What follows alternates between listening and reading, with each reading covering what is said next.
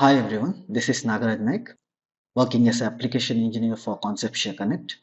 Today in this video, I'll show you how to create your own custom profile for the weldments in SolidWorks. So let's get started. Okay, to build a custom profile, so we have to start with a sketch.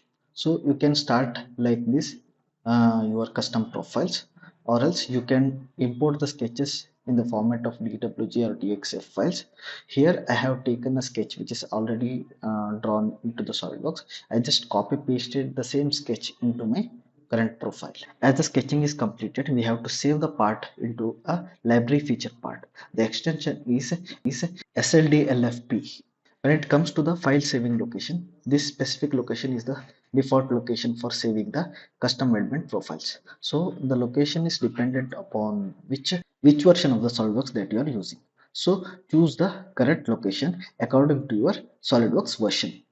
Okay, in the location, I'm going to the ISO and I'm creating a new folder called as custom profiles. In the custom profile, you have to save the custom profile that you have created in the SolidWorks. Either you can give the name of the part as a size of the part, or else you can give normal name. Here I have given Hexagon. So test this profile. I'm creating a sketch on which the profile weldment profile will be coming. So the sketch is completed and I'm going to the structure member. In the structure member, I'm selecting the ISO. In the ISO, I'm selecting the custom profile.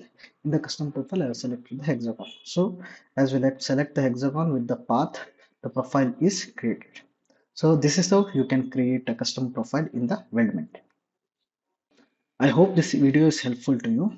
If you have any doubts, you can comment in the comment section. For more content like this, subscribe to our YouTube channel.